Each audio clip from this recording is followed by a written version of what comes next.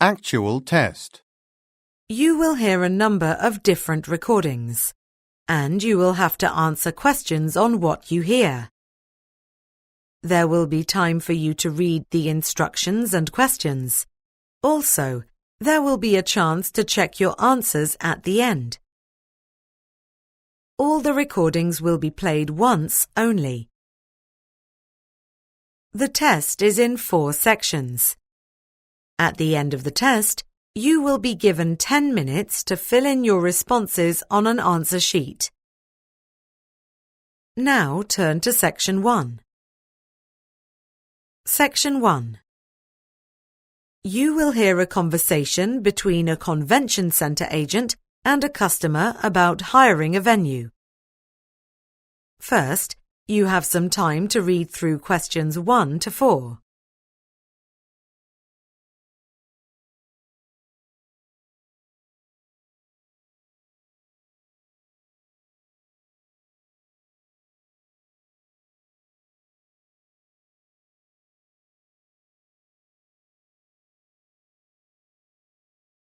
You will see that there is an example that has been done for you.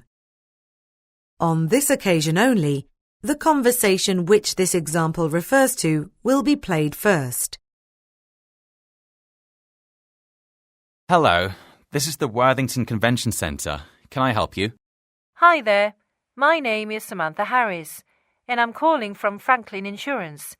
Yes, I wanted to ask about hiring a venue for a conference in June. We are expecting about 60 participants. Have you got anything for that number? The woman says that she wanted to ask about hiring a venue for a conference in June. So, conference has been written in the space. Now we shall begin. You should answer the questions as you listen because the recording will not be played again. Listen carefully and answer questions 1 to 4. Hello, this is the Worthington Convention Centre. Can I help you? Hi there, my name is Samantha Harris, and I'm calling from Franklin Insurance.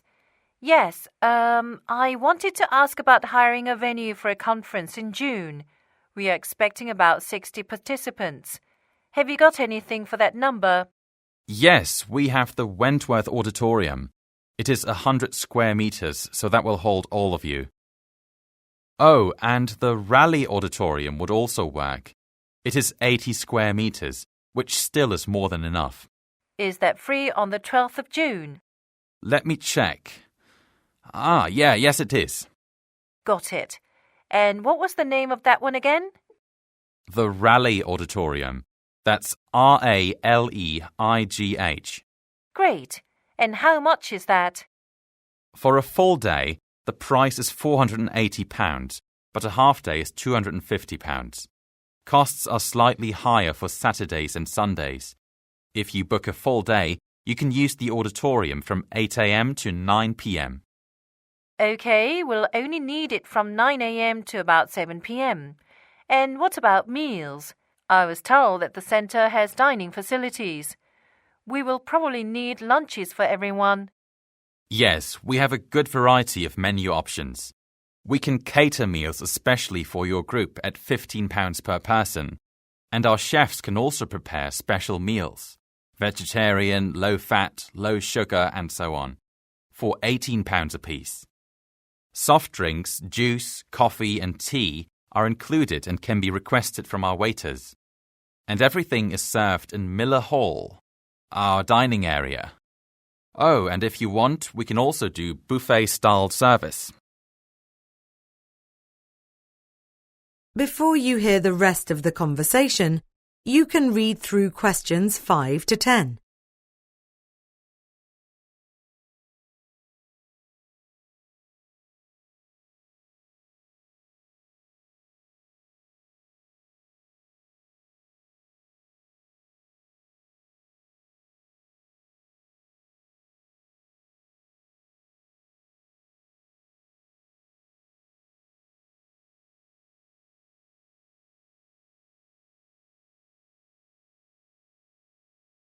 Now listen and answer questions 5 to 10.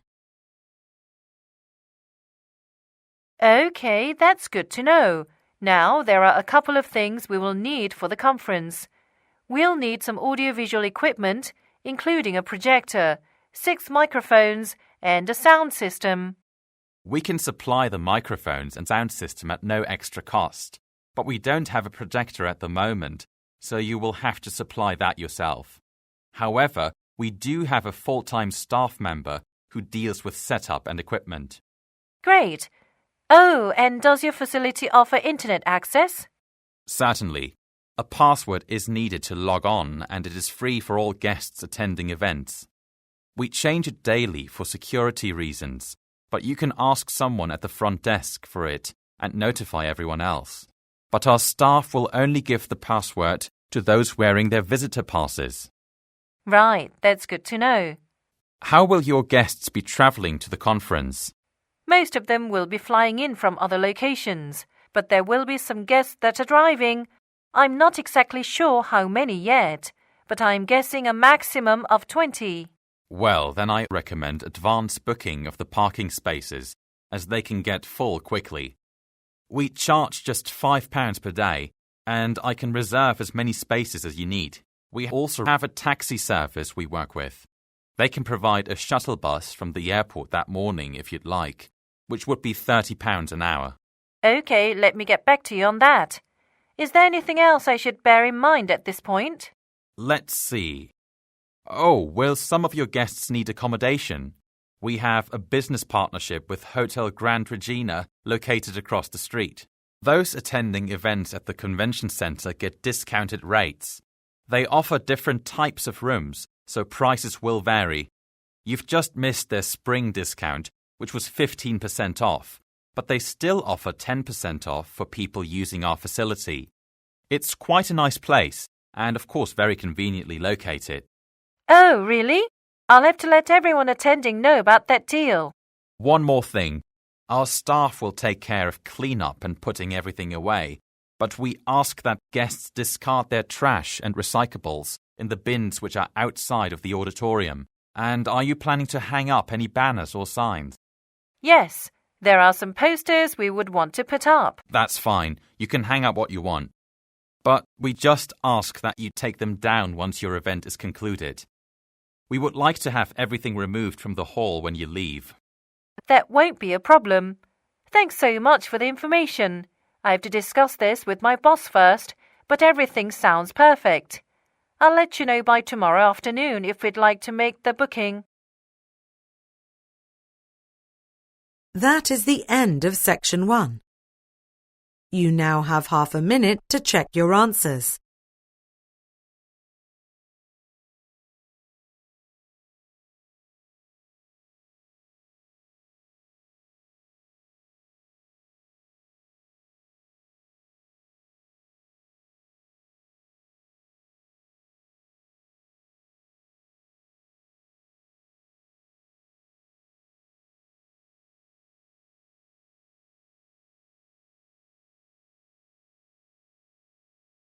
Now turn to section 2.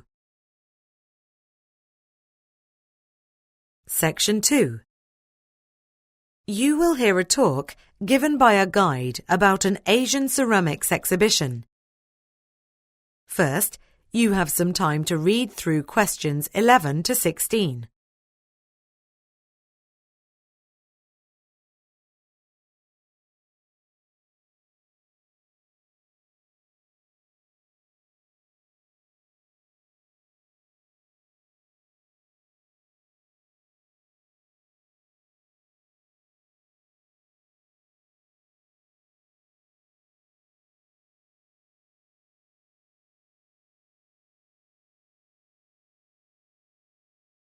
Now listen carefully and answer questions 11 to 16. Thank you all for coming to Birmingham's very first exhibition of Asian ceramics and pottery. There is a lot to see today, so I will quickly give you an explanation of what we have in store, and then I will lead you through the exhibition. So, we have separated the exhibit space into 3 main areas, with pieces from various eras on loan from museums across the Asian continent. In each area, we will stop and I'll give you an explanation of some of the items on display. In addition, we have 2 areas for interactive displays. The first is near the exhibit hall's main entrance and is where you can observe expert potters crafting vases or other vessels using traditional equipment. You can also go there at 2 p.m. to try creating a small ceramic cup or bowl for yourself during our interactive activity. The second interactive display is situated in the rear of the hall next to our snack bar. There, you can paint and glaze your own teacup with the help of ceramic experts. These activities will not be part of our tour, but are things you can do afterwards. First, we will head to the Korean ceramics area. Many believe that some of the more technical aspects of Asian ceramics originated in China or Japan.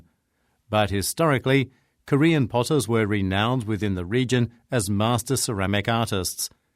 We have a range of stunning pieces from Korea, including some beautiful celadon vases which are around 1,000 years old, some lovely porcelain wine jars from the Joseon dynasty, and some small household pieces from the Goryeo dynasty, which are notable for their lovely bamboo patterns. We also have a small exhibit of exceptional pieces on loan from museums in Korea, so make sure to see those too. Next, we will head to the Japanese exhibit. We have samples from many major periods, including some glazed stoneware and earthenware cups. There are also several examples of Japanese banquet sets from different periods of the country's history, which were renowned in Asia for centuries. And if you register for the audio guide, you can hear about the influence of trade on Japan's pottery and how foreign influences were translated into ancient Japanese artistic style. Now, following the Japanese exhibit, we will come to the largest exhibit at this exhibition, the one featuring objects from China. We have a larger number of pieces in this exhibit than in any other, as China was the most influential nation in ancient ceramic commerce. It was able to manufacture ceramics on a large scale using techniques unknown to its competitors. We have some fantastic works, including a Ming Dynasty vase, which is a quite well-known piece, as it was an actual possession of the emperor. Before you hear the rest of the talk, you can read through questions 17 to 20.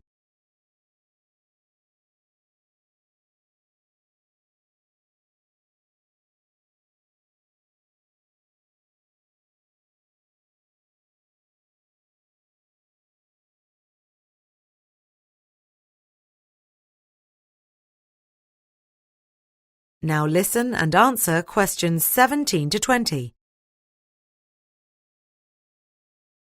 To end our tour, we will check out an exhibit of ceramics from contemporary masters of the art. Works from more than 20 artists will be on display and available for purchase. Included will be an assortment of vases and other decorative vessels from renowned potter Kenichi Takagawa. Famous for his modern interpretation of traditional Japanese designs, Mr. Takagawa will have dozens of items on display and for sale. He has developed a global reputation for his bright, hand-painted floral designs. Mr. Takagawa's works always sell quickly. Also, traditional serving dishes, plates and bowls from Korean ceramicist Min Hee-jung will be exhibited and available for purchase. Using traditional green glaze, Ms. Jung's dishes are very sought after around the globe. Decorated in traditional Korean motifs of cranes and clouds, her dishes are very popular with visitors. And then there will also be a large selection of ceramic works from Lillian Wong from Hong Kong. The ceramics for sale from her include an assortment of traditional Chinese teapots and teacups. Known for their brilliant blue and white patterned glazes, Ms. Wong's ceramics have been showcased in art capitals around the world. And there will be a variety of different objects for sale from other ceramicists from around Asia. In addition, we also have numerous ceramic sculptures on display in the lobby from Chinese artist Wei Lin-shen. However, these large-scale works are only on loan and not available for sale. Purchases of any other items can be made by cash or credit card. Anyway, We have a lot to see this morning, so if you'll follow me, we will get started with our first display area. That is the end of section 2. You now have half a minute to check your answers.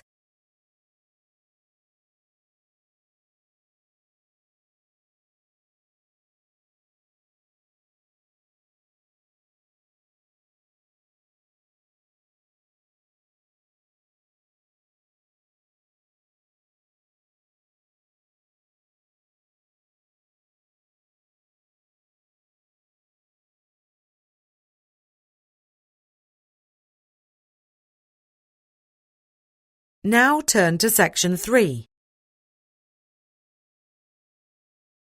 Section 3. You will hear a conversation between two students discussing plans for an upcoming geology field trip. First, you have some time to read through questions 21 to 26.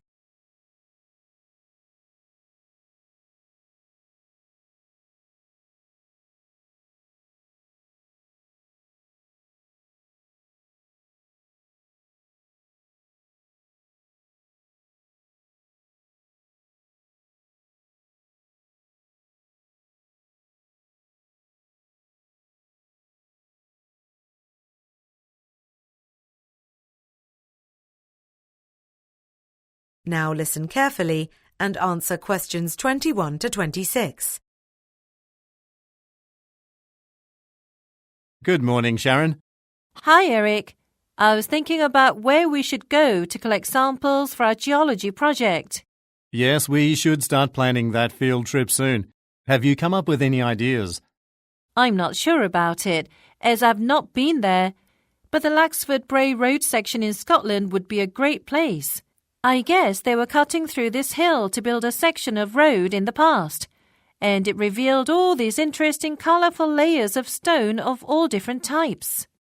Yes, that's a good idea. I've been there, and it has some great examples of layering and the processes of rock formation.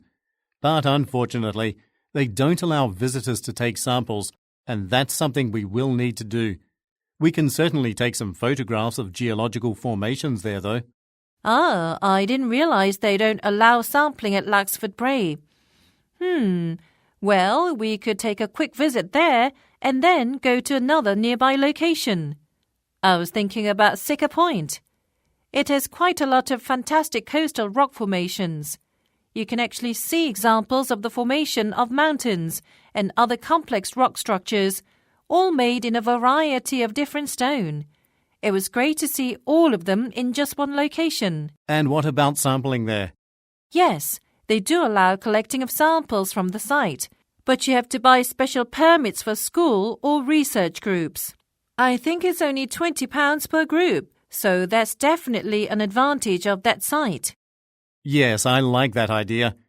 I was at Sycamore Point in the early 2000s and again 5 years ago. Both times I was very impressed with the geological variety. I think we can get some fine specimens. What should the focus be for the sampling? Well, maybe we can gather specimens of rock that have been formed through one or more of the 3 primary types of geological formation: erosion, deposit, and folding, which should all be available at Sycamore Point. Right, that should be straightforward enough. But we will have to be careful not to damage any formations or the natural surroundings when collecting samples. Absolutely. I know there are certain areas that are off limits for sample collecting, so we will need to find out where they are and avoid them. And I think there are also guidelines we need to follow with regard to the quantity of specimens we can take and removal procedures as well. We can probably find that information on their website. Before you hear the rest of the discussion, you can read through questions 27 to 30.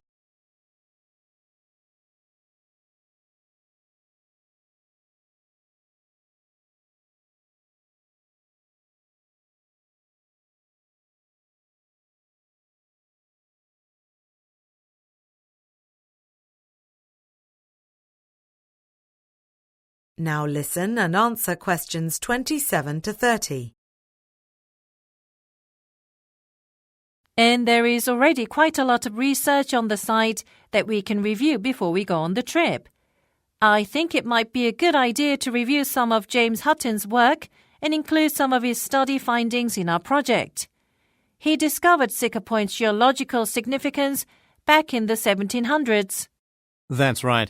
He studied geological formations at the site. He wrote a lot about folding and deposition processes and how they created the stone structures at Siccar Point. You know, we might want to focus on those processes for our project. Yes, that would work. We can probably add the erosion process too. There are lots of examples of wind and water erosion there. It's fascinating to see how the elements have created so many interesting shapes. In that case, we should probably include other academic sources in addition to James Hutton. What about the research of James Hall and John Playfair? They worked directly with James Hutton and helped in mapping the area, focusing on specific types of formations, such as those created by erosion, because the variety at the site was so vast. I think we can include their findings in addition to Hutton's work. Also, didn't Ian Stewart do research at Siccar Point? You're right. Yes, he's even made some documentary videos about the significance of the site. Yes, I watched those. They were quite informative and included a lot of current geological information on the site. So, it might be good to include some of Stewart's research for a contemporary viewpoint. Yes, we should do that. Anyway, I don't have anything to do tomorrow morning, so I can write up the plan summary. I know you're busy Monday, but maybe on Tuesday you can start collecting research data from other academic sources about the geological formations at the site. I think Professor Franklin asked for the summary by Friday, and if she approves, we can go ahead and make the necessary arrangements for collecting specimens. Sure, I can see what other sources I can find in addition to the ones we discussed. Okay, well, let's meet again tomorrow afternoon to get everything together before the deadline. That's fine with me. Just let me know when you're...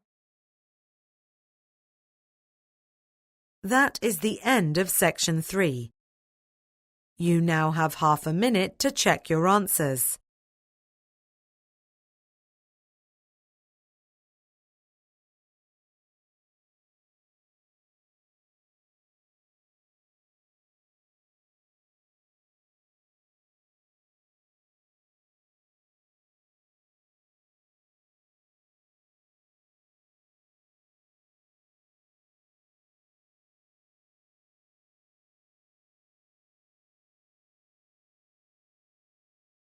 Now turn to section 4. Section 4. You will hear a lecture from a professor in a biology class about bowerbirds. First, you have some time to read through questions 31 to 40.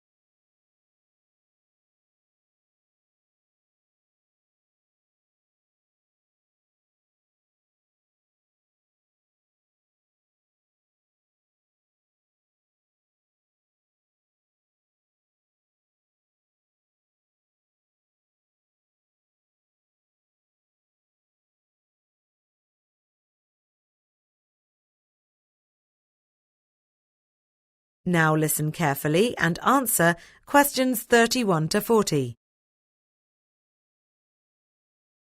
So today, I'd like us to focus on birds that collect objects, sometimes referred to as collector birds. These include such species as ravens, crows, and magpies. But first, I want to discuss bowerbirds. Male bowerbirds are very well known for gathering objects such as colored stones, feathers, shiny or metallic items, and even flowers and leaves. But unlike ravens, crows, and magpies, The male bowerbirds don't collect these objects just because they strike their fancy. Found in Australia and New Guinea, these gardener birds actually use the objects they collect for a specific purpose. The birds were given this name because of their habit of creating yards, gardens, or structures decorated with their collected items. So, the male bowerbirds construct shelters made of sticks, grass, leaves, twigs, and other debris collected from nearby trees. These shelters are known as bowers and are then decorated with the collected objects, so they are usually very easily recognizable. It's important to note that the bowerbird structures look nothing like nests. They are actually more like buildings than traditional birds' nests, many with walls, roofs, and pathways. But there is variety in the types of shelters they build. Researchers studying bowerbirds have now categorized the bowers into 3 different classifications. First, there is the mat or platform type of bower. It's usually an elevated pad, and the male bowerbirds put decorations on top of it or around it. The platform bower's design is fairly simple, but it is often lavishly decorated to make up for a lack of structural complexity. And then, the next type is the maypole bower. It is sort of a tower that's built around a small tree, but many have been known to reach heights of up to 9 feet. So the scale and complexity of construction is quite a bit more impressive than, for example, the platform bower. The maypole bower is also decorated with bits of collected treasure, although less extravagantly, as the structures themselves are quite attractive. The third type of bower has 2 walls that run parallel and sort of create an archway. These are called avenue bowers, and what makes them very striking is that the bowerbirds will even spread gravel around it to make a yard or a garden area. It is interesting to note that these particular types of bowers are often purposely located near attractive trees or shrubs so that they are in attractive surroundings. Avenue bowers are tent-like in structure, and like the other types, they too are decorated with feathers or other colorful debris.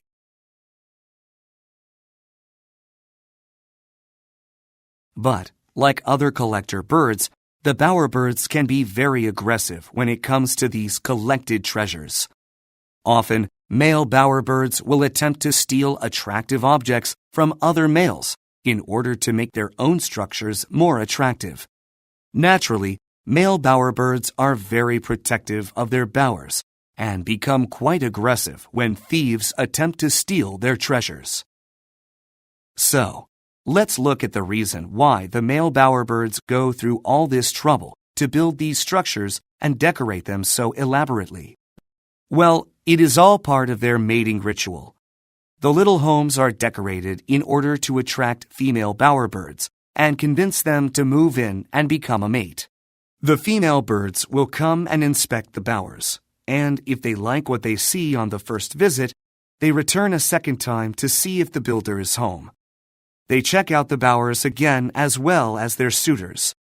Male bowerbirds often perform a dance of sorts and urge the females to move into the well-decorated structures. And females will then decide whether or not they will mate with an interested male suitor. However, at this point, we come across a very interesting situation. Some female bowerbirds are more drawn to an attractive male with lots of colorful plumage or feathers, but with a rather simple bower with minimal decoration. Others are drawn more to a fancier structure and perhaps a less attractive mate. And so we do tend to see males that are less eye-catching build structures that are quite elaborate and intricately decorated. Attractive males, on the other hand, don't put as much work into their bowers. But then we do occasionally see less attractive males who don't put much effort into their bowers at all. And often they end up mateless. And vice versa, we occasionally see attractive males building very well-decorated structures, and they can end up having several mates. Okay, now let's carry on with crows and ravens, which are... That is the end of section 4. You now have half a minute to check your answers.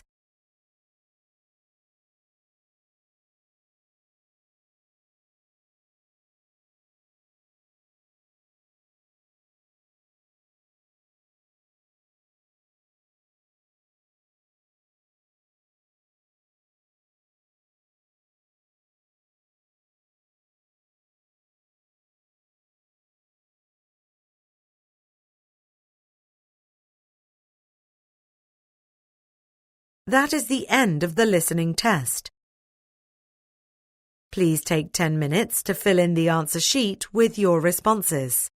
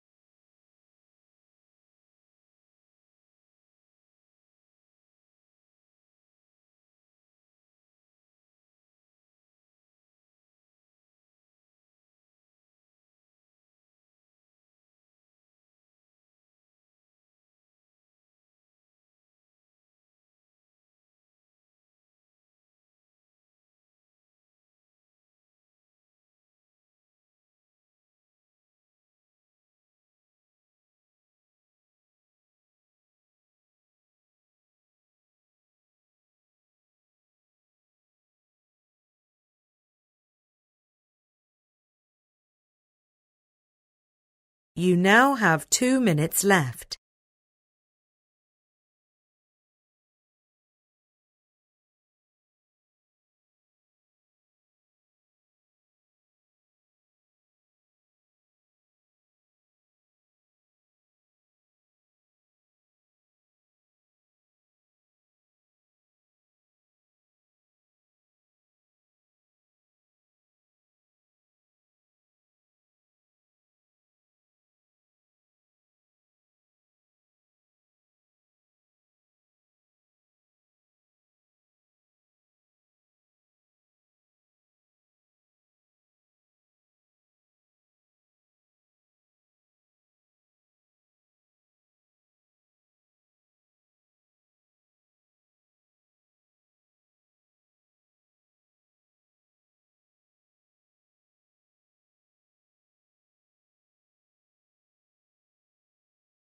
You now have 1 minute left.